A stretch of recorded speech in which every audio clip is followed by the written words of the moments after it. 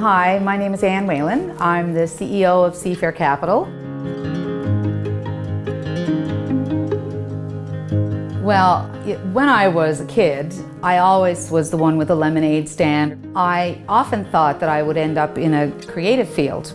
When I was a teenager, I actually did some courses in professional clowning, and I had a business doing birthday parties where I was the clown and did juggling and all those things. And so I always had that entrepreneurial mindset, but it wasn't really something that at that point that a woman starting her own business wasn't really talked about much as a viable career option. And when I went back to do my MBA, I was really focused on getting a steady income, but I know that I wasn't totally cut out for that. And so I guess you follow the path and it leads you to where you're supposed to be. And so, here I am, and I can't imagine having ever done anything else.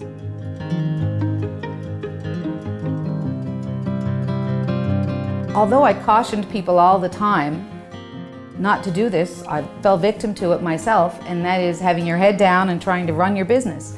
And so I did not do well when I focused too much on being the CEO and not enough on being the entrepreneur.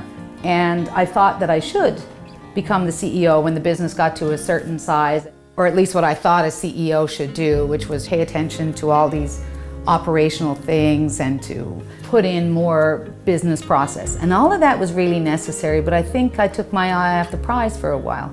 I think I forgot my why for a little while. Why am I doing this? I started playing defense a bit, and that is not the right strategy for scaling.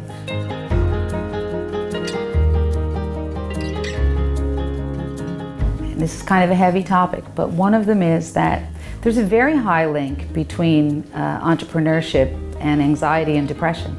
People who are entrepreneurs, particularly in scaling organizations, have a lot of pressure. I used to say there's a lot of mouths to feed here, and I took that very seriously.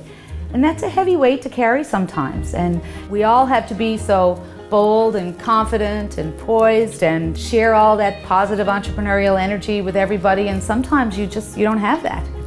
And that's okay. There's so much sexiness to that entrepreneurial culture that nobody talks about those late nights and those scary moments when there's a lot on the line and you might feel a bit ill-equipped to deal with it all.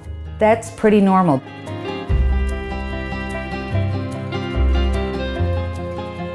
I think the advice that I would give entrepreneurs starting now is something that I've said for years, but it's probably more true than ever now, which is to go as far as you can see, and when you get there, you'll be able to see further. You don't have to have necessarily the end game in mind, but the vision of who you want to be and the kind of organization you want to build, that I think is important.